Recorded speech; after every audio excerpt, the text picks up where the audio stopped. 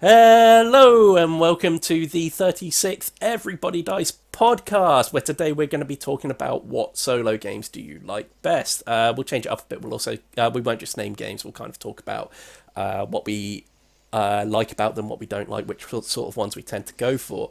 And helping me talk about that today, we have Darrow! Ian! yeah, there we go. How are you guys? That's nice. All right. Yeah, not bad. Not bad. You? Thinking of solo activities that I like doing. It's Uh-huh. one that springs to mind more than others. Yeah? Yeah. Yeah. I'll share that later. Okay, cool, Okay. cool, cool. Contrary cool. to popular belief, it is not the one everyone's thinking, which is pooping. I do my poops with all of my family watching. Nice. Whoa. Okay. It's a traditional thing. Yeah? Is that like As a a tradition. case of there's a little window in the door, or does everyone? No, just we pile all in we the all bathroom, crowd into or- the same tiny room Okay. and enjoy the smells, the sensations, the sounds as a team. When you say enjoy, you Uh, genuinely mean that? yeah, It's not like an endurance thing. I don't know. My brain's No. broken. This is Okay. Shall we talk a little bit about what's been going on the website? No, Steve, it's poo time. It's poo time. Okay. Sorry. Yeah, let's talk about stuff that Yeah. Okay. Mike's gonna get really annoyed. It's brought everything off track already. Oh I'm god, sorry, yeah, that Mike. was a while ago, wasn't it? Oh, Sorry, man. Mike. I'd completely forgotten about that. Right. We have had since the last podcast. There was an unboxing of the new Root Kickstarter. Essentially, it's just an unboxing and just looking at what you get in there. It's a really, really nice Kickstarter item, so it's worth checking out, especially if you're a fan of Root already, and see what's in the Underworld expansion. We also have had a Rallyman GT Let's Play go live on our YouTube channel as well, where I set a rather awful time, and I want to see if you guys can beat it. Other than that, we have our Patreon poll, our review poll, Cosmic Encounter won last month. The options available for this month are Forgotten Waters, Traintopia, Tournament at Avalon, and Oceans. And if you want to become a part of that vote, we have a Patreon that you can sign up to for as little as $1 a month. That will gain you access to that poll. You can also help choose the topic that we're going to be talking about today. I'll tell you what the other options were later. We also have other things like Discord on there. We have a newsletter. That's, like I said, all from $1 a month at patreon.com/everybody dice. Okay, guys. What I've we've been playing. Before we start, whilst we're talking about Root, Yeah. they've released some extra merch for Root. I don't know if you've noticed. Oh, were they the neoprene mat? No, I Merch? saw it in Tesco's the other day. In the produce section, there were some root vegetables, and then when I went to God. the Dad, drink stop! the drink section, there was some root beer. Oh, genius! Oh! Let me He's guess! also Go on. they've made a dual brand with a jeans company called Levi's, and they've made yeah. some sauce. Oh, Levi and roots. let me guess, you had to go to the dentist because you had a root cavity! Something like that as well? No. No? Why would I put? You're crazy. Yeah, of course, yeah. I'm the crazy one. Cheers, Dad. Thank you very much, Ian. We appreciate the comedy. Can we call that comedy? I can't help it. It's inbuilt into me. I can't help it. It's a problem I have, and I'm working on it. Nice. Oh wow! So, what we've been playing?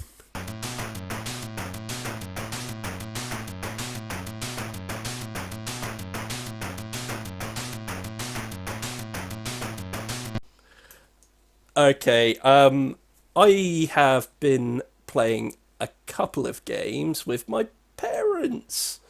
Yeah, obviously we're all stuck indoors at the moment, and at the moment, my parents have decided they quite like to play a few board games. So they're not board game people, so I've kind of had to be careful about what I've been choosing to play.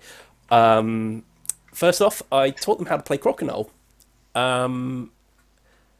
My mum really has kind of. I didn't actually realise this. They're kind of like arthritic fingers almost. She can't move them very well. Did you? But Sorry, you said you thought long and carefully about it, and then immediately picked a game that you'd have the advantage on. Is that what you thought long and careful about? A game you could crush them at. you may have stumbled onto my thinking there.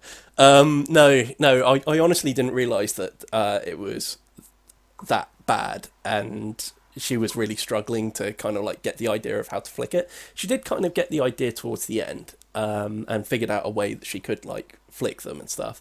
We've talked about Crokinole on here before, in case you don't know what it is. Crokinole is kind of like a big round wooden table. It's a dexterity game where you have 12 pucks and you kind of have to flick them into a scoring zone. The other player is trying to flick theirs into scoring zones whilst knocking yours out at the same time. There's also kind of like so the innermost zone where you score the 15 points, not including the hole in the centre that's worth 20 points. It's kind of like there's almost like a barrier put round there that's kind of staggered, so you have to be kind of accurate about how you knock your shots through there. That's Crokinole, basically. It's a really good game, really, really simple, just probably not a good game for people that have struggles with hand movements, I suppose. Probably not. But yeah, like I said, I was thinking more along the lines of I'm looking for simple games to play with my parents rather than Games you can crush. games they could actually play. Yeah. Next up is Twilight Imperium. Again, I defeated both of them easily.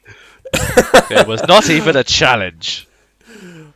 It was only pitiful. played half the rules, just politically ran all the way through them, just dominated them. Child's play. So no, the next game we actually played was The Crew, which recently is one of the games that recently won quite a few awards at the Golden Geek. When we went through it, it was pretty much all Wingspan and The Crew, and we hadn't played The Crew, so I thought, well, I'd probably best get on that and give it a go. It's a really good game. Do you guys know what a trick-taking game is? Explain it for those who don't. So the idea is that you have a deck of cards in a trick-taking game. Usually they're distributed evenly amongst the players, and then one player usually leads the trick by playing a card. The card's going to have a certain suit to it, and then everyone else has to play a card within that suit.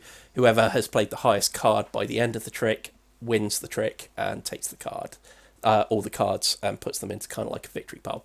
That's the basis of a trick-taking game. There's lots of other things as well, like if you physically cannot play a card from your hand, it depends what you're playing, really. Like some games will say, okay, you can still play a card from your hand, but you can't win the trick. Whereas in some other games, it might say, no, you just can't play a card. So really, it depends what game you're playing. In this case, in The Crew, what happens is at the beginning, a number of objectives are set, and you have to, as evenly as possible, distribute those objectives around the people around the table after they've already got their hands of cards. And the idea is you have to make sure certain people win the trick, except you can't talk about what cards you've got in your hand. It has a really cool system, though, where everyone has a token, and you're allowed within one trick to play one card in one game, should I say. You're allowed to play one card in front of you that's in your hand, and then put this token either at the top to indicate that that is the highest value card in that suit that you have. You can put it on the bottom to say it's the lowest card you have in that suit, or you can put it in the centre to say that's the only card I have in this suit. So you can kind of start to figure out how you're going to play depending on how people are communicating what card they have. When they put that card down as well, I should probably state that it's not considered in play, but you can choose to put that card into play when it's an appropriate time. It's another one of those games a bit like The Mind, where you kind of have to get on one another's wavelength. Right. And kind of like try and figure out, well, we buggered this up a few times when we played it. simply because some people thought, oh, I have. Let's say the objective in the middle of the table was a 4 green card, for example, and someone takes that objective. They have to make sure when the green 4 card is played as part of the trick, they have to win that. If you lose any single one of them and don't get someone to win that card that they've got the objective for, the whole table loses. So it's I probably should have said it's a cooperative game. But we were finding that some people were saying, oh, the 4 green objective, I'll take that one because I have the 4 green in my hand. But of course, the 4 green is quite a low value card. So when they were playing the 4 green as part of the trick, they were often losing because someone else is probably going to have a higher value card than that. So you kind of have to... You can discuss at the beginning when the objectives are set. So you'd lay out, say, 4 objectives on the table for 3 people. And one person could say, oh, I think I can do this one. And then whoever's the captain of that mission then distributes them depending on what people have said. So, yeah, there's a level of planning to it. I can see why this is so popular. Yeah. It's another one of those games that's really, really simple, but quite easy for a group to kind of like play together despite there being minimum communication. Yeah. It has a logbook in it, so the idea is the missions are already laid out. So it tells you for each mission you do how many objectives you've got. So the first one is simply there's one objective, and so one person takes that objective card, and you've just got to make sure they win that trick. It's as simple as that, the first mission. And then from there, it starts adding more and more tricks, or there are things such as, okay, these are the tricks, except one of these tricks has to be completed first, and one of these tricks has to be completed last. So there is some form of thought, more complex thought to go into it later. The hardest one that we've had to do so far out of all the missions we played was you had to make sure that someone didn't win a single trick. So what happens at the beginning is you've got your hands of cards, and whoever the captain is asks who's not feeling very well, basically. Right. And someone has to say, oh, I'm really feeling ill. If they look at their hand of cards and see, oh man, I probably could go this whole game without winning a single trick. Yeah. And then that person gets nominated, and that person cannot win a single trick across the whole thing. It's a lot harder than you'd think, because at some point they may be forced to play their rocket cards that they have in their hand, and the rocket cards are a special type of suit that means you always win the trick if you play a certain rocket card. Though if 2 rocket cards are played, one becomes if one's a higher value than the other, that one still wins the trick. So if all 3, we were playing with 3 players, for example. If all 3 players around the table all have a rocket card in their hand, you have to think really carefully about how you're going to play them if you're the person that's meant to lose. So a lot of pressure in that case is on the person that has to lose, because they're the person that really has to think carefully about how they're going to play cards. It's a really neat game. It feels like a different puzzle with every single mission. Like the table has to think differently for each one. I really enjoy it, and I'm looking forward to playing it with more people. Yeah, I mean, it sounds quite cool. What's the max you can have on it? I think it's 5. Okay. I think 5 players was the most. 5 players. I can see it from here. Yeah, minimum of 3, maximum of 5. Okay, and so I'm quite interested to see how it worked with 5 people. Yeah. So that is at least 2 of the things I've been playing with my parents. I'll talk about the other one a bit later, because first I'm going to let Iain update us on how D&D has been going. So what happened when you left us last time? Things got more serious, I seem to remember. It wasn't so much like I'm thinking we've played twice. Now I'm thinking about it. What did happen last time I was talking to you? Things got more serious. You changed characters. Yeah, they did. And We did that bit.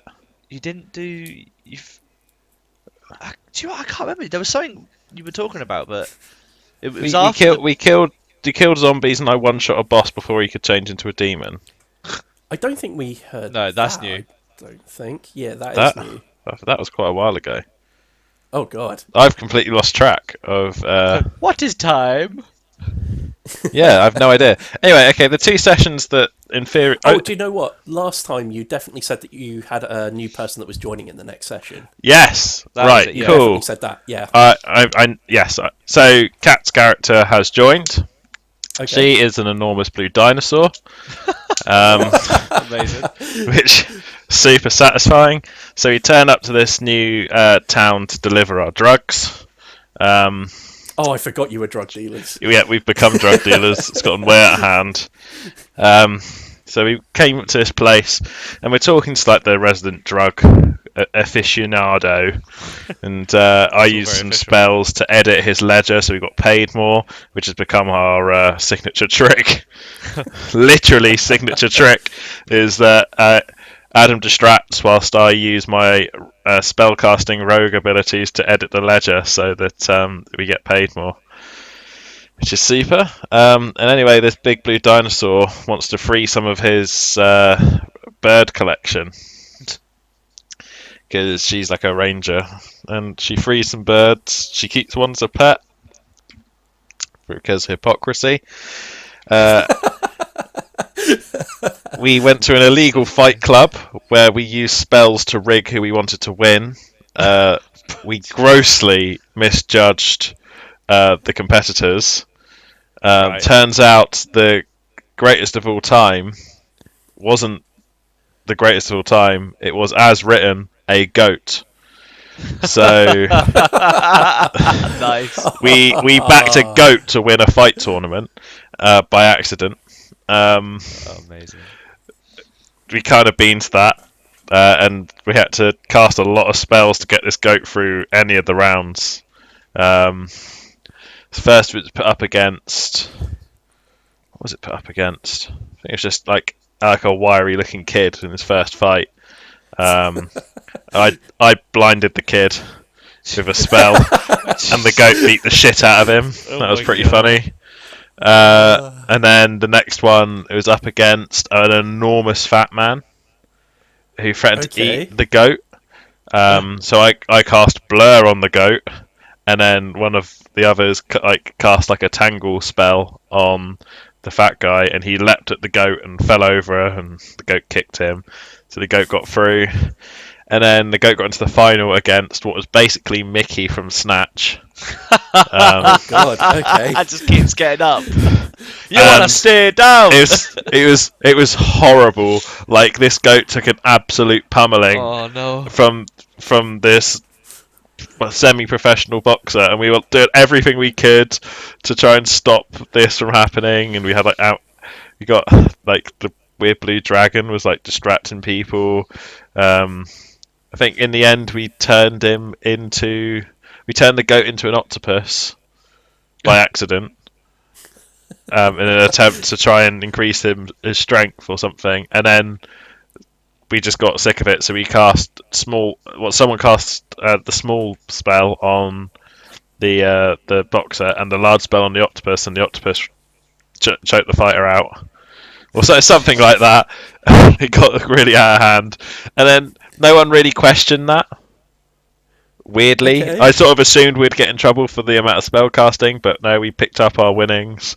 Well, but there was a gang who was doing the same thing, but with Mickey, the Irish boxer. Okay. So they were rigging it in his favour, and we were rigging it in the favour of a literal goat. So they tried to kidnap our blue dinosaur friend in order for us to pay them. What they weren't entirely aware of is the fact that pretty much all of our crew except the dinosaur can turn invisible. So we did just that. We went away, we turned invisible and came back for her. My character is half warlock, half rogue, and he gets like packed blades, which are like like an evil warlocky weapon that you can summon, and the way it manifests is a combination of Alex Mercer from Prototype Right. Yeah. and Venom. Okay. So Okay, cool. That's my quite guy grew massive claws, turned visible, and tore a ganger in half, and like a crit sneak attack from behind with like two blades that like become his arms, and just tore this person in half. And yeah, people started running away real quickly. It got real out of hand. It, I was just there, like, I did not expect that to be as successful as it was. And as people ran away, I Eldritch blasted them. Sorry, just to go back to the ring fight a second. Yeah. It really sounded like this was basically playing out like you were. It was as if it was a wrestling match, and you were the like the bad managers that were kind of like trying to distract the crowd whilst trying to cheat. Yeah, kind of thing. that sort of really sounded like that. That It sounded sort of amazing. happened. We ran into. Did I tell you about the guy who who made those potions that turn people into animals? I'm That pretty was a sure while ago. it was a that's- while ago. that's- So he Yeah, was yeah. at the Fight Club as well. So Oh, okay. we ran into him, and he was like, "Oh no, like these guys are going to dob me into the police or something like that." And we're like, "No, who are you backing?" And they're like, he's like, "Oh, the goat. He's the greatest of all time." And we were like, "We'll back the goat as well." We're like, we got this. We work together. The goat's gonna win. Like, it's greatest of all time. It can't be that hard, right? Wrong. It's a goat. But thankfully, this guy managed to turn him into an octopus or something, and that helped. I've no idea how. But yeah, that got real out of hand real quickly. We tore some gangers in half. That was seriously unpleasant. And then we got back to our ship, and then it became so the next session, so the week after, we our dwarven cleric, genocide maniac, who wasn't available for that session, so we kind of just palmed him off as having some alone time with some paladins in a little church or something. So he came back, and because we were missing another half of the group, we went and did like a side quest based around his backstory. So we went to like a church, and it was like overrun with devils. We had to clear it out. So my character is infested with a demon already. That's just his thing. So he was keen to fight some devils because they fight each other. They have like a war going on. Yeah. So that was cool. I killed some devils. Eldritch Blast once again being seriously OP. I just walk in and fire laser beams and things die. It's great. Nice. Our blue dinosaur friend rolled more ones than I have ever seen. She shot herself with her bow. She almost fell off a cliff, and she has a permanent mental scarring now. She's afraid of heights because she almost fell into a pit into the demon realm. God. So she's struggling. I take it you're virtually rolling dice as well, so it's not quite as easy as this dice is Yeah, screwing, we're I'm just doing it gonna on use a different dice. We're doing it over roll 20, so it's Yeah. fair. My payment for helping this holy order was that I got to in my own words, pervert one of their holy relics.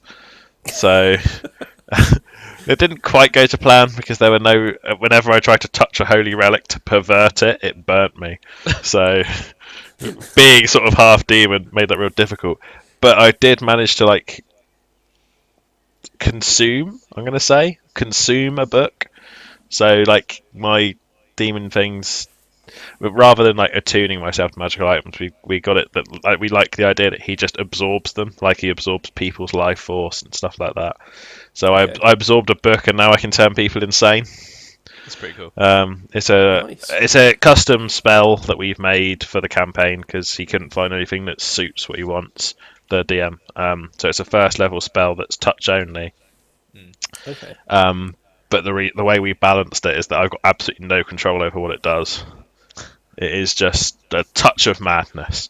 So the idea is I touch someone, they roll a willpower save. If they fail, they they go crazy in some way, and that can be ranging from just periodically vomiting everywhere to suddenly becoming terrified and running away, hysterically laughing and falling all over the floor, believing they're an animal and like hopping around like a frog. Like Cool. it's like, hang on, I might try and find it because I got sent like a list of things. So hang on, yeah. The character retreats into their mind and becomes paralyzed. The character is incapacitated and spends a duration screaming, laughing, or weeping. The character becomes frightened and must use their action and movement each round to flee from the source of fear. The character begins babbling and incapable of normal speech or spellcasting, but is otherwise unaffected. The character must use. Basically, that reminds me of from.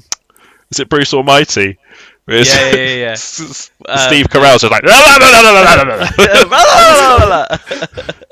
Yeah. I was kind of thinking of the Army of Darkness thing. Oh, God. Thing. And then the Yeah. character must use their action each round to attack the nearest creature. The character experiences vivid hallucinations, has a disadvantage on ability checks. The character does whatever anyone tells them to do that isn't obviously self-destructive. The character experiences overpowering urge to eat something strange, such as dirt, slime, or offal. The character is stunned. The character is unconscious. It's just so many amazing things. I can't wait to touch someone and they just go. Like the goat. It's going to be great. We're talking about it afterwards. I was like, this spell has no legitimate application. There is nothing I can do with this spell that is genuinely going to help, really, any situation we're in. But it's going to be real fun finding out what it can do. Well, I suppose if you're against a spellcaster or something like that, and you on them, and then they couldn't cast spells. That's great, but yeah. I can't guarantee that stops them from casting spells. They might just do something else. They might just start laughing. It's just, I'm looking at it. Yeah, no, because they might just start attacking me. So that's the thing. If I roll a certain dice, they're just going to attack the nearest creature. Where if I've touched them, that's me. So I'm just gonna it's okay, mate. Slap. Just starts attacking me. But yeah, we cleared out the church. I learned how to turn people insane. Our weird dinosaur friend has a lamp that hurts me. And other demony devil things. I stole some artifact armor from this church without telling anyone. I will sell it to the dwarf at a high price. But nice. Yeah, other than that, I think we're going back to the town that we set up the fighting ring back up with our own staff. So we did like recruitment to hire our own staff for the fighting ring. You are such kind of like underground crime syndicate. Yeah, that's what this is turning into. So we'll be going back to that as the owners, I suppose. At one point, we've also got a high stakes auction to go to, right. Where we're meeting with basically the local mafia. Nice. Because they're not super impressed about us selling drugs in their town, but I think they're cool with it so long as they get the correct payment. So no doubt we'll go to that. It's how a mob works, basically, right? I'm assuming it's all fine. We'll go there and our dwarf will commit genocide and all will be sorted. That's my assumption on the scenario. But yeah, I guess we'll see. Yep. I suppose we'll catch up with it again next time. Yeah, hopefully we get a chance to do it again this week, but we'll see. Yeah. Right, I've got something else to talk about. I've got something quite exciting to talk about, actually. Have either of you guys heard of a game called Seventh Continent? I haven't, no, actually. I think I have, actually. I think you've mentioned it. It's in the it is ranked in the top 20 games on Board Game Geek. It's been a Kickstarter exclusive for the longest time, and now it's available to the general public. So I bought myself a copy of it because I'm quite interested to see what the big deal is. And the other appeal was the fact that it does have a solo mode to it. Ooh. So I've been able to play through some of that. Just for future reference as well, I've recorded a Let's Play of it, so that will eventually go onto the site. I'm not quite sure when. It's probably going to be a few weeks down the line yet. But essentially what this box is it's probably the closest board game I've played to a Choose Your Own Adventure book, and that's coming from someone who hasn't played the Choose Your Own Adventure book board games. So I mean, surely that's got to be. But the whole idea is you've got a couple of card holders, just absolutely loaded with cards. There's hundreds of cards in this game, and each time you explore somewhere, so your map is basically made up of these cards. So you're constantly being told to go in, draw a card from out there, and that basically starts building a map, a bit like something like Betrayal at House on the Hill. Except you're not drawing randomly. It will always refer to a number, so you're actually building a professionally designed map rather than something completely random. And quite often you'll be finding there's various skill checks to make in the game. So there are dice involved, which you'll have to roll. No, sorry, you don't have to roll. They basically ensure items stay on track to stay functional, basically. So each time you use an item, it goes down one and it degrades. You have an action deck that has a curse in it. It has a number of curse cards in it. It also has a bunch of tools and stuff like that and skills that you can use along the way. Every time you're forced to make a skill check, you draw cards from that, and there are a number of stars on to ensure whether you succeed or fail at the action. And then you're basically guided to read certain extracts by drawing cards and seeing what they say and read them out and stuff like that. And certain things can happen, bad stuff can happen. The premise of the game is that you're exploring the seventh continent for the first time, so it's kind of based in the early 1900s, and you realise as everyone starts to die that you're cursed. The whole idea is you can't leave this island until you've lifted the curse, so you have to figure out exactly how to do that. You are given a clue card that doesn't tell you how to solve it, but as is kind of like implied by the fact that it's a clue, it gives you an idea of what you have to do. So you could end up going down the complete wrong rabbit hole and not get anywhere in the game, basically. It is a mystery solving game. I haven't finished the curse that I've started playing. It has a save system to it. That's quite cool. Yeah, so the whole idea is every curse is about a 7-hour game. Jeez. I think it said. So the idea is you play, it actually says in the guide as well, it says you play a couple of hours, then you save your game and bring it out another day and carry on with it. What's interesting is it has a pile of cards called the past as well. So when you're discarding cards, usually you're either banishing them and taking them out the game completely, you are putting them into the past, or you're returning them back to the card boxes where you usually take them out of.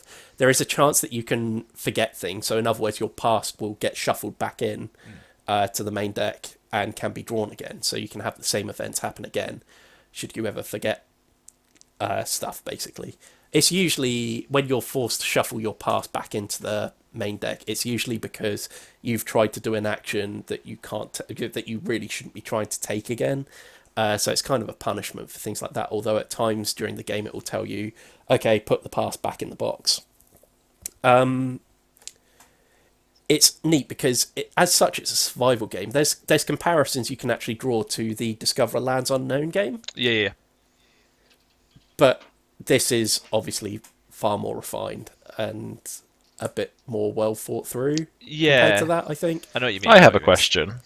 Sure. For a game that actively encourages one to take a break after 2 hours, Yeah. and perhaps come back to it later, but is set out in as a longer campaign, but not so long that you couldn't really sit and do it at once. Yeah. How well does it accommodate for people coming back to it later?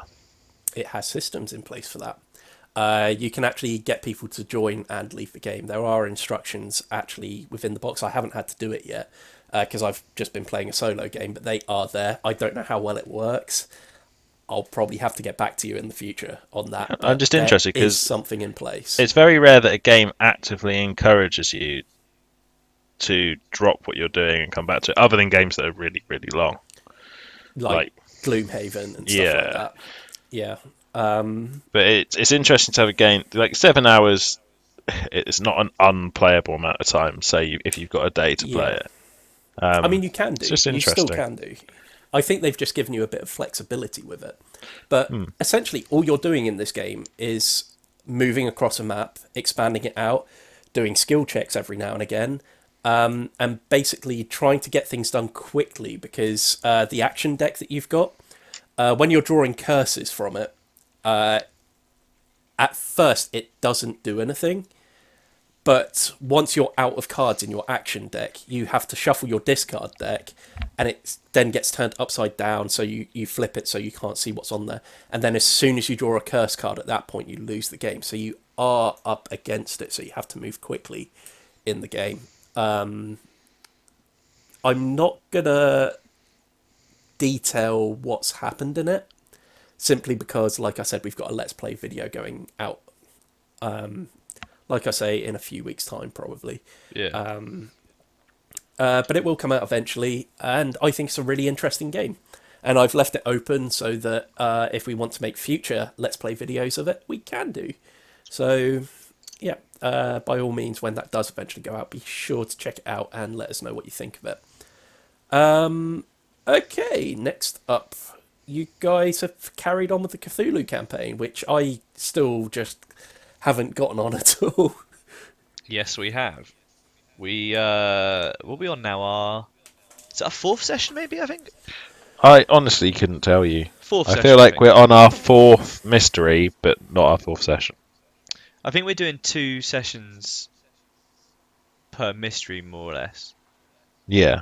So yeah, we're probably on our third one now, I think. Yeah, so we've come across like a so I guess we must have said about our last one, didn't we? Did we finish it off? I feel like we didn't because it was been last Sunday and we haven't recorded since. Yeah. Okay, so our last session, we were basically investigating like a kind of I guess it's like a sort of haunted house style kind of gig. So basically, this kind of church have started up like a Halloween horror night, if you will. But it was very kind of anti, just everything basically. Very right wing, Yeah, wasn't it? It was very Christian Belt, yeah. like style America. No drugs, no where alcohol, like all that kind of stuff. It was very. Anyone who does this is a sinner style attitude to Okay. everything. But we met some interesting, colourful characters along the way. So we met I guess, a small girl that was like had prophetic powers and really freaked out one Yeah. or two of our members, which was quite interesting. We still haven't got to the bottom of what actually they were saying and what it actually meant for these characters. They're still being quite coy about It's it. also worth noting that none of us were in earshot, so No, so it's very interesting. Like, yeah, as I suppose as characters we've not actually heard them, but as people we're like, oh cool, what does that mean? That's quite cool. yeah. What horrendous thing did Ree's character do for her to say that? Which is Is really the cool. question. Very, very cool. It was a bit of a weird one, this one, because it was very much. We didn't spend as much time as we did in like the previous adventure, sort of searching around for stuff. We hit quite a few roadblocks. Like you had quite a lot of issue with the police being a policeman, and there wasn't a lot of. The main issue is because I'm a policeman that's side hired by a media company, I'm very much misusing my badge in order to get information that most news companies wouldn't be able to get to. And I have been caught out doing it in that session. So I'm currently suspended. I'm still useful. I still have things that I can do that others can't, but I don't have anywhere near as much sway with authorities as I used to. I used to be able to swan onto crime scenes with Ree and just be like, this is my personal assistant, I'm taking control of the crime scene, or I'd like to have a look at the crime scene, this is my badge number and this is the reference that you can take up with Interpol and stuff like that. I could just wing most things. That's very much where you were when I was kind of still playing along with Yeah, you guys. can't do that now. I spend most of my time in the car. It's getting really like it's very depressing. Because it's like as a real person kind of thing, it's like Eddie is very much just mulling around, can't really do his usual tricks. It's locked a lot of doors for us as well, because where we would pretty much depend on him to just flash We'd badge, used to be able to just wander into coroner's offices and like police reports, even if I only get like 10 minutes of access before they go, no, it says you haven't got clearance here. What was your badge number again? And we disappear. Yeah. Like, we're out. it sort of gets me in and I haven't been able to get the group in. However, in the latest session, where we've gone back to the UK for some bits, we're actually in Eddie's old stomping ground, Reading. They're still not very helpful, though, are they? They don't seem to be. No, I mean I've gotten a little bit further because I know the guy who's in charge of the investigation, but there's still this air of whenever I talk to someone, people are almost completely obtuse with me for no reason. It almost feels like. So I wonder whether that is Phil's choosing them to knowing that I'm sort of suspended and they don't want to talk to me, I guess, or whether It could be the whole I like don't know. backstory thing as well. I guess if they found out about it and still think you're not an Yeah, unsuspecting guy, I guess. But yeah, it's I mean, very difficult. we did have a brief conversation with him and he was fine with me. So I'm not really sure. So Yeah, it's making it difficult for Eddie to interact in his normal way. he doesn't want to get So involved as well with like any of the sort of yeah, shenanigans we're it's super doing. difficult because anything I do that's illegal is not going to help my process of getting reinstated. So I'm being extra careful. But yeah, so we sort of finished off that campaign. It ended up with like a kind of, oh my god, I can't even believe I'm saying this. Just a shooting. I'll just go with a massacre. It ended up with a Yeah, it was a massacre, and massacre. it was just crazy. It was just ridiculous. Like I put up spy cameras and stuff like that, and we were watching it. There were some of us in there. It was ridiculous, man. That one blew out. It's gotten to the point where we've stopped stopping atrocities Yeah, we're just letting them happen now. because we've sort of clicked on that it's not really our job to stop them anymore. No. Especially now I'm suspended, I don't have any active interest to stop these because it would go against the terms of my suspension. So the one character who did have a slight urge to stop these things from happening is now like, well, I'm not allowed. Yeah. So we kind of just figure out what atrocity is going to happen and then place ourselves in a situation where we can record it and report on it best, which is quite weird. pretty We've pretty horrible. But we stumbled across a new mystery though. That's it's difficult, this one, because we're where we are back in England, and like Eddie doesn't have the pull. No one really wants to talk to us. I mean, no one ever really wants to talk to us. But we've been given like the option to bribe people. There's a heavy amount of money we can use for that. But to be honest with you, that's worked 1 out of 3 times, or 4 times even. And it's getting like to the point where it's kind of we had one where it was like, you have to go to this guy and pay him money and he'll give you information. Yeah. And we went there and it was just, okay, the amount of money you'd have to pay him is more than you could ever get. You it's can't ridiculous. do it. But And it's like, there's this weird level of like so I'll give a rough sort of. Basically, the story is someone's been murdering people that are using like a Tinder-like dating app.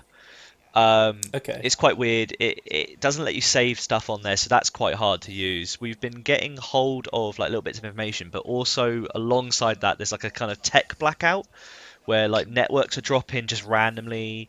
But then it turns out like when we search for specific things, it starts bricking stuff. So like my phone got bricked because I got into someone's personal account and then it got bricked. Someone searched a name that was a bit sensitive, that got bricked. The police are down, the morgue network's down. We figured out that one of the guys figured out that if you use a VPN it works, but I still think that's going to be limited as well. yeah, I have this feeling that it's worked temporarily and it's going to go down. Yeah, we've got burner phones. All of us have got 2 burner phones with dating profiles on it, like loads of just fake dating profiles trying to trap the killer. We're trying to catfish. Pretty much, yeah. It's crazy. And then we discovered a 4G network tower that's hooked up to. The only way I can describe it is the way Phil sort of said. It's a bit like the H.G. Wells time machine kind of thing, like loads of spinning things, copper, crystals, all that kind of crazy. Do you know what I mean? Like the really old kind of contraptions. Sure. That, Yeah. and it's causing like it's caused us to kind of go a little bit weird. I was okay. Eddie got a bit weird. I think Juniper's character started feeling like migraines. Brian started seeing things, which was quite cool. So it's It's an getting enormous northern guy going, what's that over there? just see that, and it's just like, no, we don't, Brian. So it's got a bit weird. It ended with Brian holding me because he's an absolute hulk of a man, basically like Ethan Hunt in what's it called, in Mission Impossible. He's like dipping me over this substance we found that I have God, filled a jerry can with a little bit of it that reeks of death. Essentially, it just reeks of death. And I decided, in my infinite wisdom, rather than leave it in the car because I expect it's going to explode, to take it into our quite nice hotel room. Right? To which point Okay. I get a phone call at 2 o'clock in the morning, someone's banging on the door, I'm talking to someone from GNS, and then I get a bang on the door with angry people telling me to take this disgusting smell. I'm stinking out the entire hotel block, right? And then for some reason, in my infinite tiredness and whatever, I turned around to them and just went, I'm sorry, I didn't realise what the time was. Completely no sense at all. This broke. Like we knew we got into the session where everyone was too tired to play. It was so when messed Daryl's up. character explained why he had something smelly in his room by saying, "Sorry, I didn't realise what the time was," and Everyone it just broke dying me. laughter. I was like, "What are you talking about? You maniac!" Everyone is crying. Like, what? I'm like, oh, I What don't know. difference does that make? Because the reason was, I thought, so in my head, I had the whole thing they were banging because of the phone call, and I was talking at 2 in the morning quite loudly. But then I realised the phone call happened before. They were banging, and then the phone call happened at the same time. So it was not to do that. But in my mind, I was like, It was because so talking, funny. and I was just like, and it's so funny. It was just so Like messed up. watching it from the outside, it did just seem like you're having a real life breakdown. Yeah, I guess. Like that's- you just started talking gibberish. The thing is, at and 2 we're in just the like, morning, what? I am like that. So this is the thing. But we're not stuck. We've got some quite good leads, but we're sort of. We've got some leads, but every time we look to try and follow them, the door kind of gets slammed in our face. In a way, Yeah. whether it be the internet dropping out or just being told flat out we're not rich enough to do this. So It's quite interesting. it's interesting. The thing is, as well, the killer doesn't leave. So the killer or whatever this is, the victims, they're from various different backgrounds. None of them have like a kind of link as such. Different kinks, different sort of lives, but they all seem Yeah, to they're have all rotund. Yeah, that's the only one sort of thing. But they have no liver left and no fat is in their body, like no fat tissue.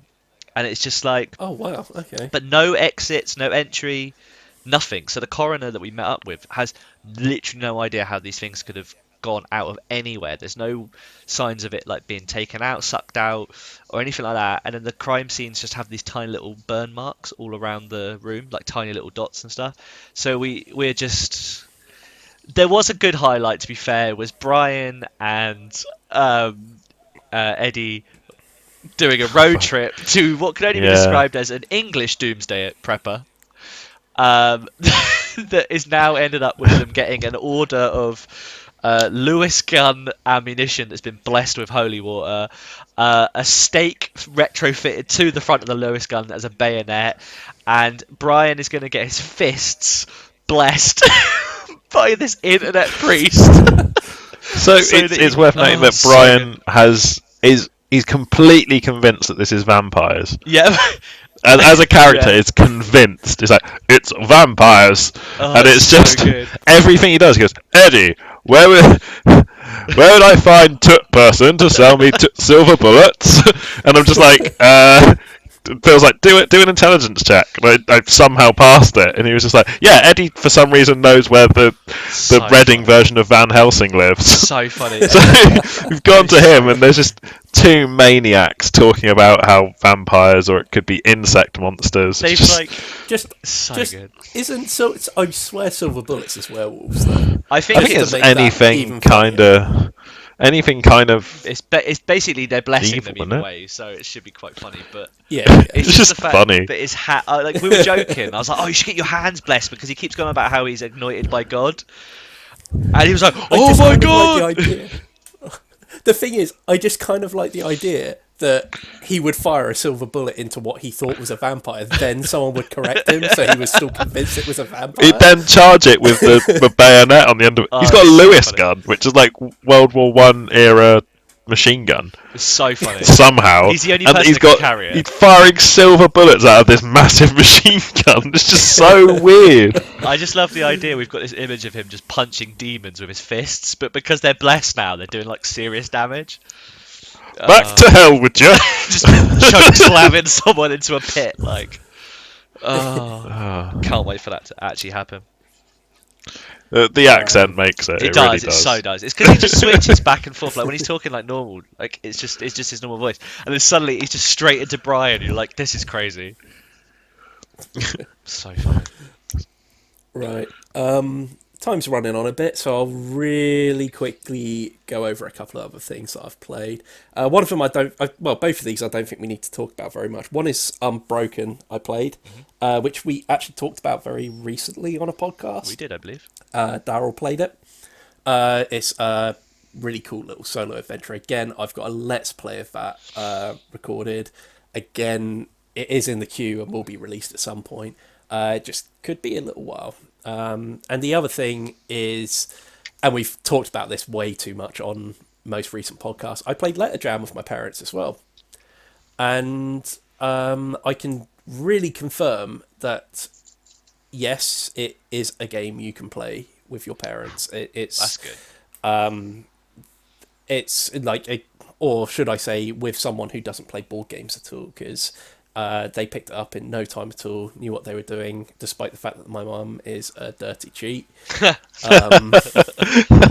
And quite literally told me and my dad 3 of our letters. Like, she pretty much told me 2 of mine, and told my dad 1 of his as well. Amazing. One of them, she even knew she was doing it as well. Like, one of them, she said, "Oh, I'm really sorry, that was an accident." Then the second one, she just quite literally said, "Well, you 2 have got the same letter." At which point, because you can see over at the other person's letter, it straight away gives away exactly what you've just seen. So yeah, that was funny. Was that an intentional cheat, or was that not quite thinking through how the game works? I think it was more she didn't quite think it through, but yeah, that was just a dead giveaway. I think she just didn't realise what she was saying, but it's fun to call her a dirty cheat either way. Dirty cheat. So, yep. Funny. So yeah. But like I say, we've talked about Letter Jam enough in recent podcasts. So by all means, if you don't know what Letter Jam is, we've got a whole host of podcasts where we have talked about it. You can go back and listen to. Now, there's a cheap way of plugging it. Shall we move on to some news? I like news. News.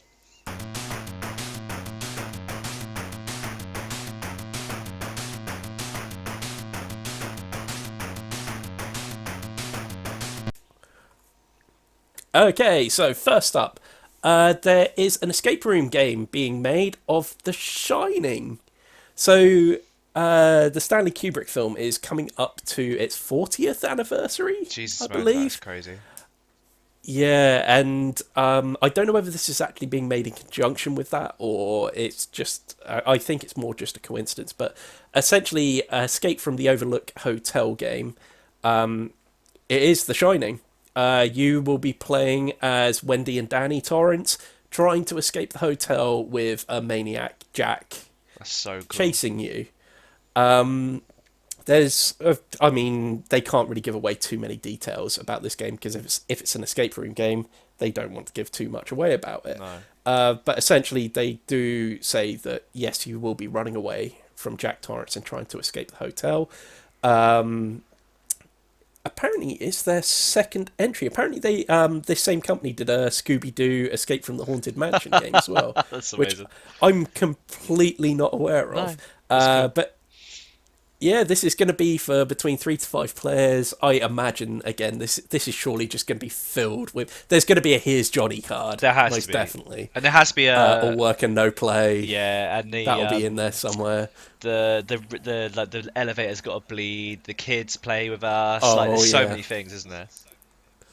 Yeah, I mean, if anything, I feel like this is one of those games where you probably want to look for trouble just because you want to see those things that happen in the film, I suppose.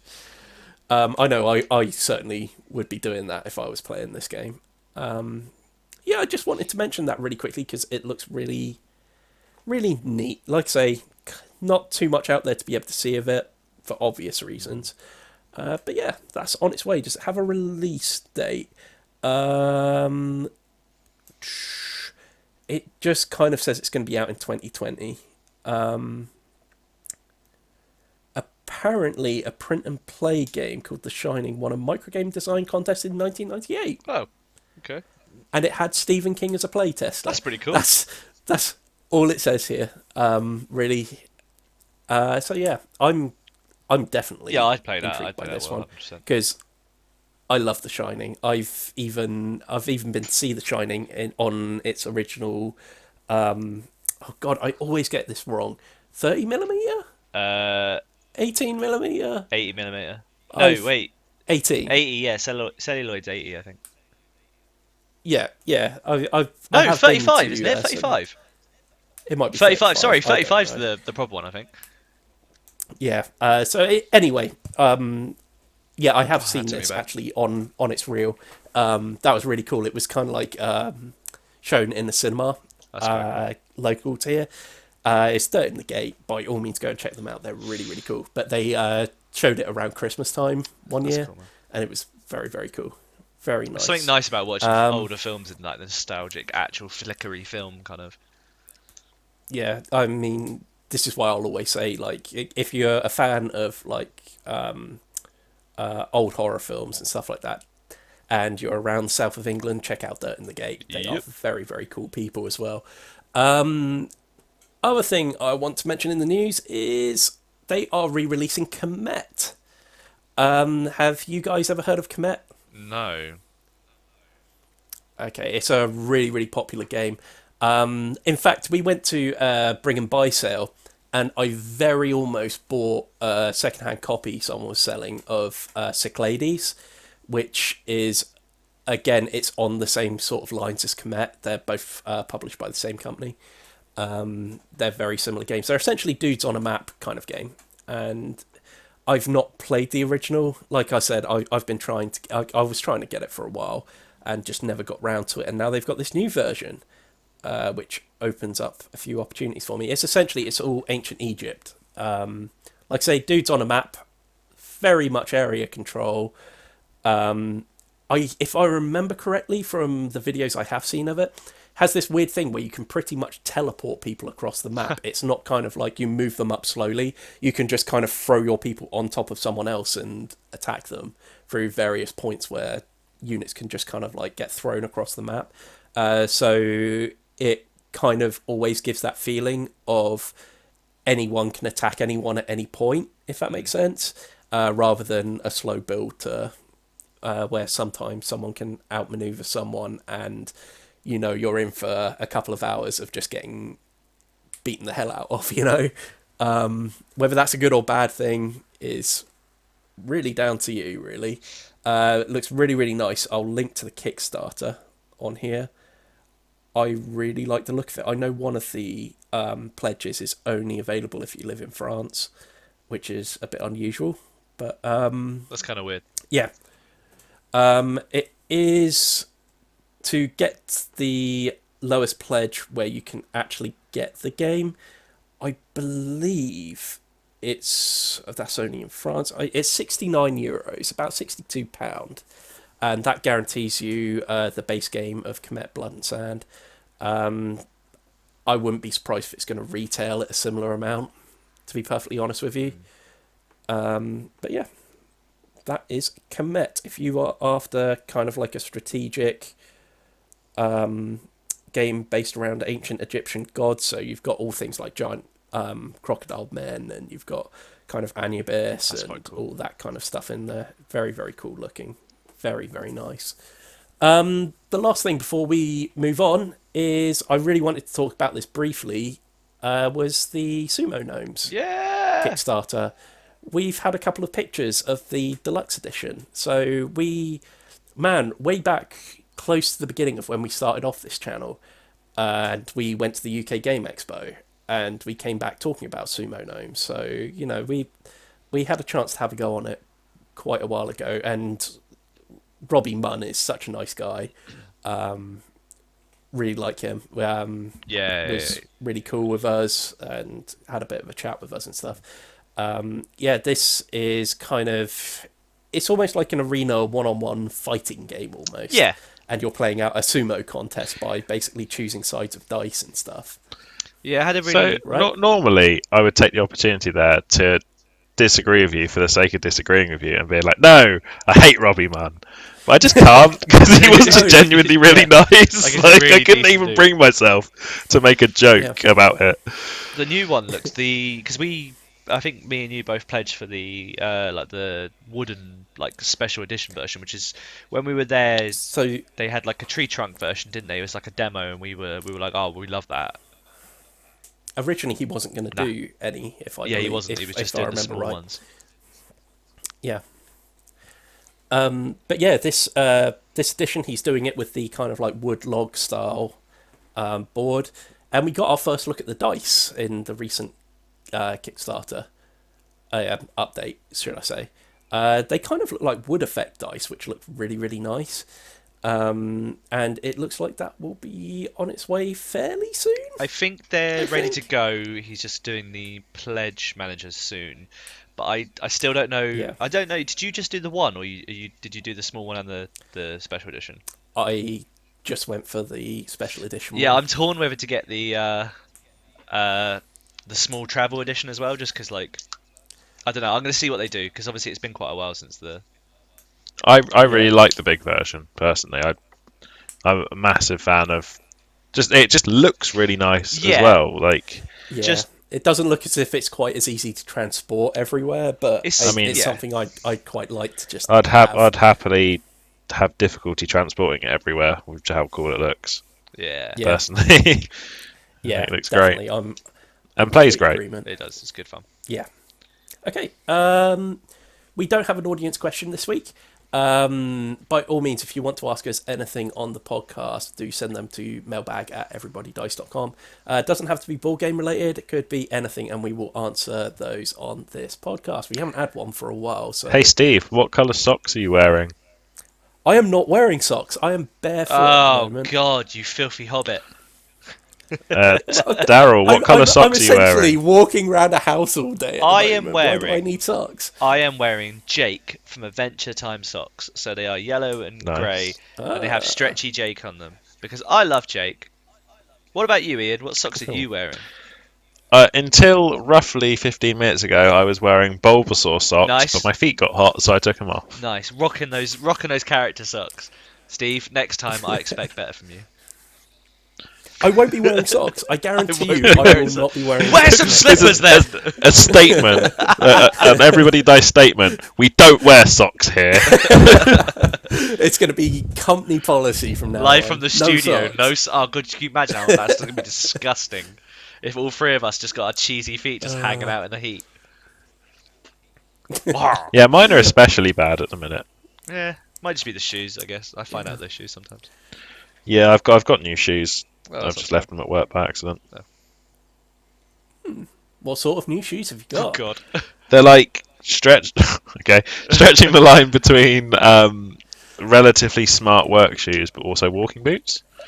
Okay. Last I like those. Last time, one of the guys from operations came into our work. He asked my store manager why I look like I work on a building site. So that wasn't because of that. It's because he's always got his crack out. Yeah, that too. It's weird. I met the guy that made that comment a lot of times throughout my career in this particular company, and all those times I've been wearing those shoes and a pair of combats. And it's now that he's decided that I look like a guy from a building site, but that's fine. I wear smart trousers now, and I've just upgraded to smart shoes. Hopefully that suffices. Cool. Well, now that I wouldn't call them audience questions, but now we've answered a couple of questions. Personal questions. How about we move on to the big topic? What?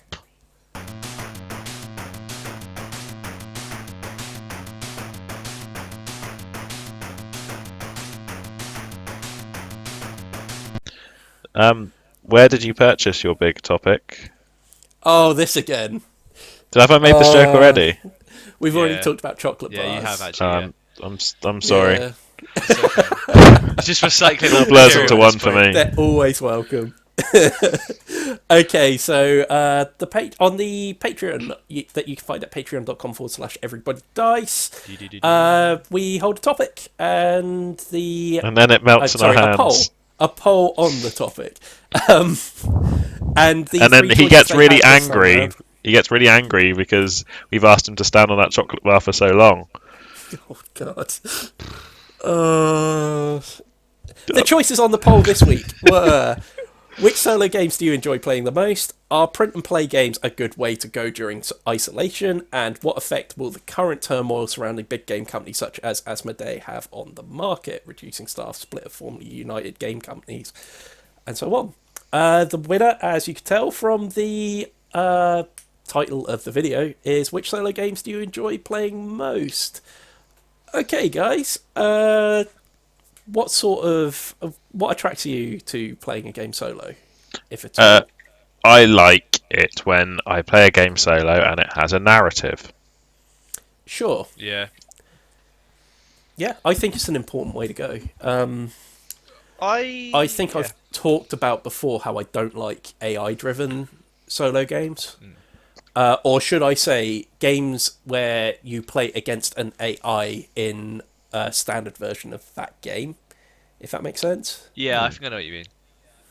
So I think an example of something like that I do really enjoy is the solo modes of Necromunda that you can get. I think GW actually released some for lockdown, but there are some fan made ones as well, and they Yeah. work quite well. And Are they they're not mission-based? Is it kind of like usually, rather yeah, than it's like usually a set a gang-on-gang objective. thing? Yeah. Yeah, Yeah, one that's of the really ones I cool. was playing was on Reddit, and you've got it, and it's all blacked out, so you highlight it as you complete different bits, Okay. and it tells you what models you need, and then as you highlight it as you go. So there's a bit where like I opened a crate and I highlighted it, and it's like place one this size creature here and use it as a monster with these stats.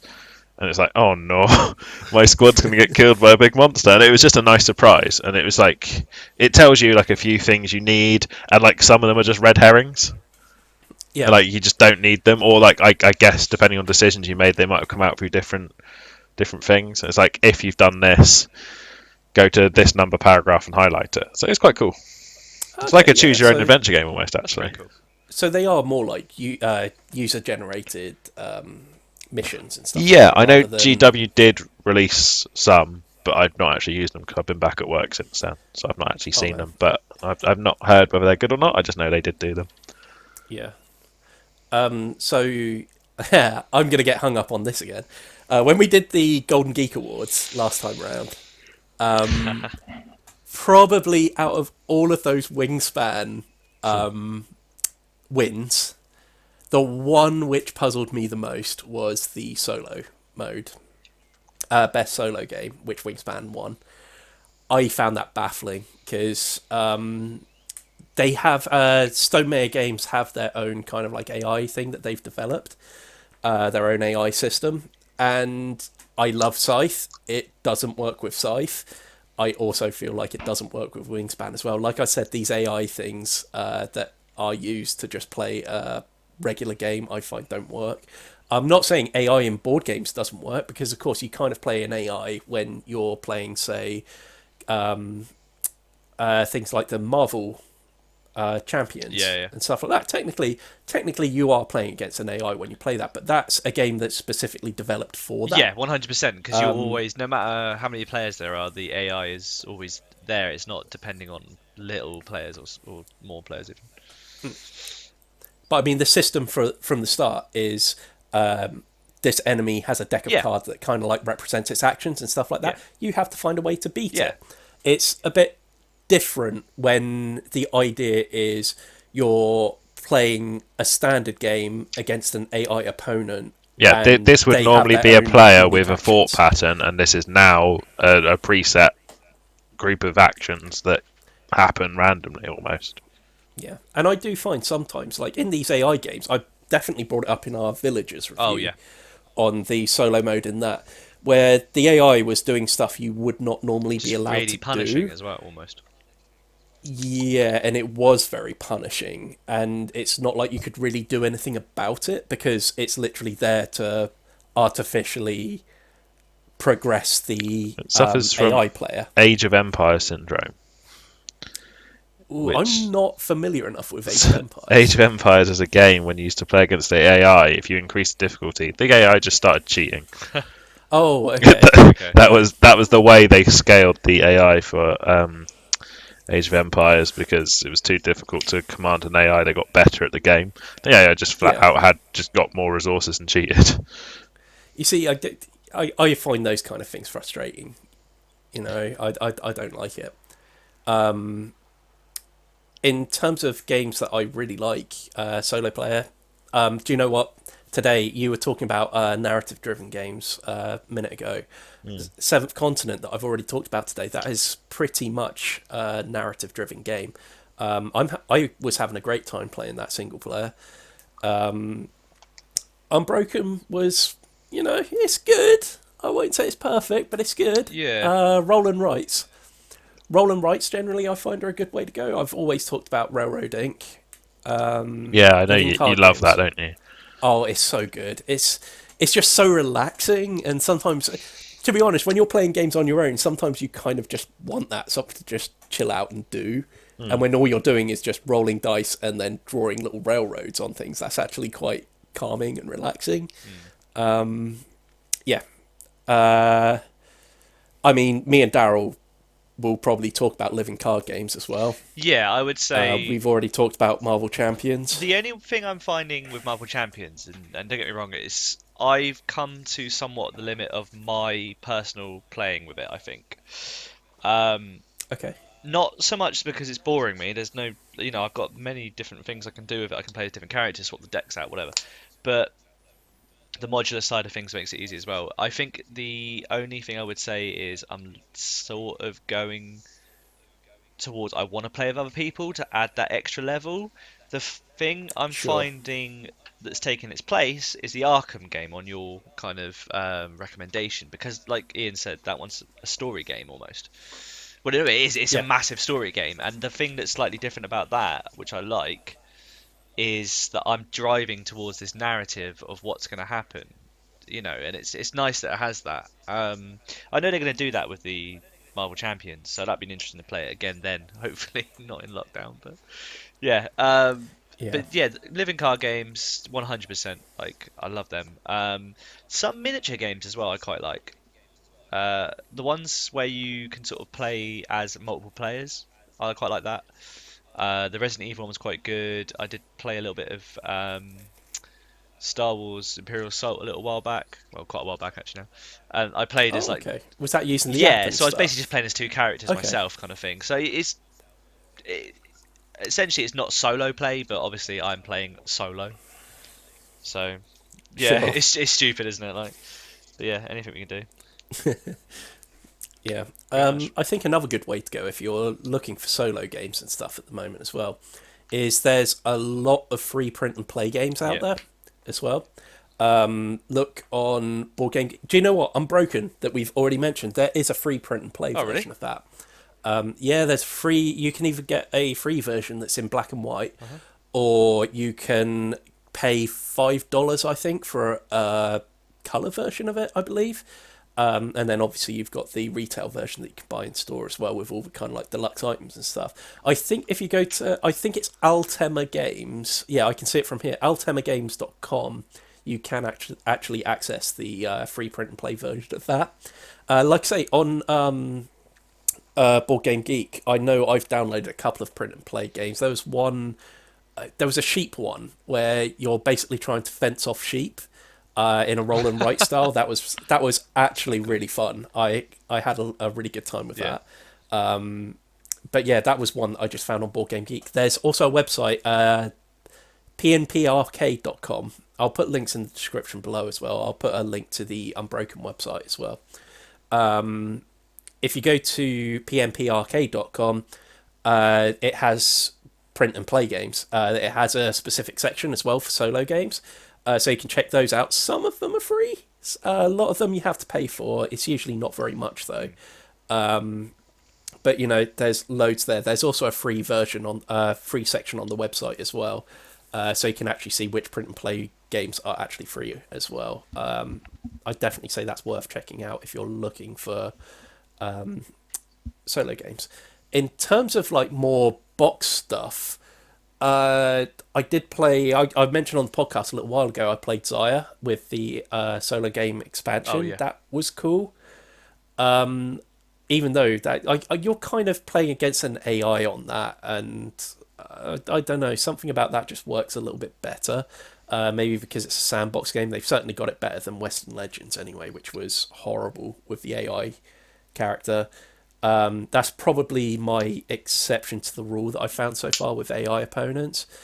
I also mentioned a few podcasts ago, Terror Below has a really cool solo mode as well.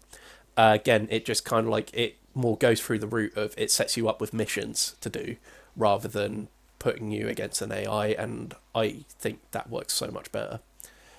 Has anyone else got any other opinions on solo games? I mean, obviously they're always better. Well, I say always better. They're usually better when they're directly designed to do it. I mean, Yeah. some game. I think we've already covered some games that do it badly, but when something's hastily converted so that it can fill that extra niche, I guess sometimes it doesn't feel like the whole experience, and I think it can put people off games that otherwise would be fun to play. Yeah, I certainly think you shouldn't be buying big box games for the solo version of it when it's designed to be played in groups. I don't feel like you was. Yeah, I think you were kind of alluding to the fact that you can't judge a game based on its solo mode if it is intended for large groups of people. Yeah. And yeah, I completely agree with that. But yeah, I'm gonna give Unbroken a go. Actually, I've just seen it's on Tabletop Simulator as well.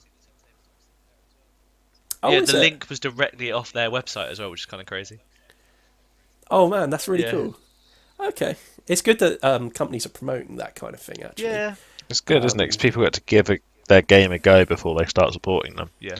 It yeah. means you can't just churn out garbage. No. I mean, I think our experiences so far with Tabletop Simulator is when you have a game that has too many parts to it and stuff like that, they don't really work on there quite so well. No. Yeah, I know what you mean. Yeah, but a lot of the games that are on there play absolutely great. Yeah, there are some brilliant versions. Just need to be careful because no doubt at some point Phil's going to make something massive and it's going to float in front of everything you do. Oh my god! Or like, what was was it the candle or something like that? It was massive, and then It was a giant candle. and then when you put a card down, it went on top of it, and we couldn't find your card or something. Was that yours? I think. Yeah. So funny. I think it might have been, yeah. God, man. Yeah. I've never Anyway. played Tabletop Sim with him not making something massive to troll you when he was bored. Or connecting one item to another one invisibly, so when you move God. one thing, it drags everything else off with it. To be fair, Oh, as soon as I man, figured that's, that out, I started doing that as well with all the cars and that Rally Man. It was so Yeah. funny.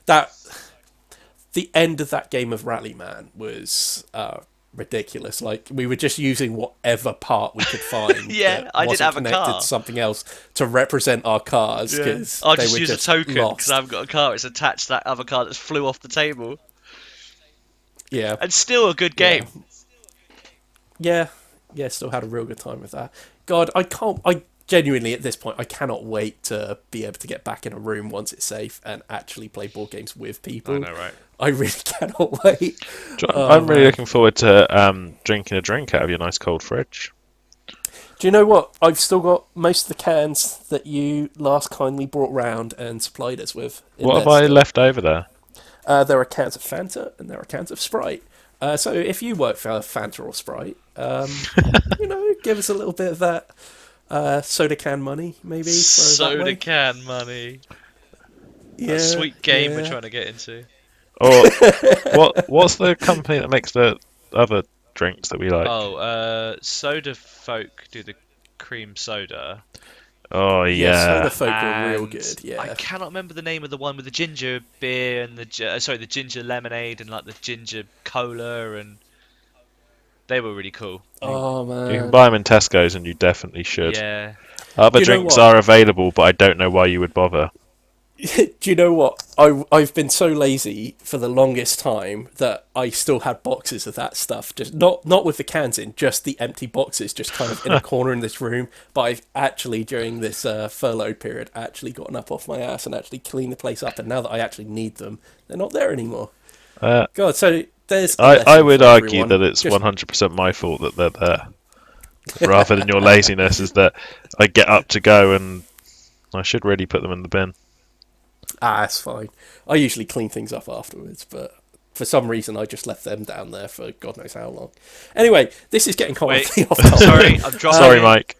Gunner. The name was Gunner. The ones with the cool artwork on the cans. Yes, Gunners. that's it. I love my little Russian bear. I miss him. Oh, didn't he have like a deer hunter on or something? He's got with the little like the star on it, and then it's like lemonade and mint, and no one else likes it, and I love it. Oh no, I love the you lemonade like and mint. Oh, everyone seems to hate that one. Everyone else must be then. Oh well. No, man, I love that one. I don't think they make a drink that I don't like. They're all weird flavours, but they're all really good. Raspberry lemonade's not. There was so one good. with ginger in it. I like it. Yeah, I still like that though. I think it was probably the weakest one, but it was still good. There's cola and ginger and lemonade and ginger. Lemonade and ginger actually might have been the weakest one, I think. Possibly. I quite like ginger though, so it's very See, strong. I do as They're well, but I very think strong. the Coke and ginger went well. Yeah. Anyway, if you want to follow us on social medias, you can do at Everybody Dice on Twitter or on Instagram at Everybody Dice Show. Please, if you have a question for the podcast, please do send it to mailbag@everybodydice.com. We also have a Facebook page you can find at facebook.com/everybodydice. If you like what we do, please do remember to give us a thumbs up, share, maybe even subscribe to the channel. And if you really enjoy what we do, we have a Patreon you can find at patreon.com/everybodydice. There you can find such things as our monthly newsletter as well as polls to help shape our content for as little as $1 a month too. Leaving that, please be sure to check out some of the videos that should be just about there, and please do join us next time. Thank you for joining us this time though. We'll see you later. Bye. Goodbye.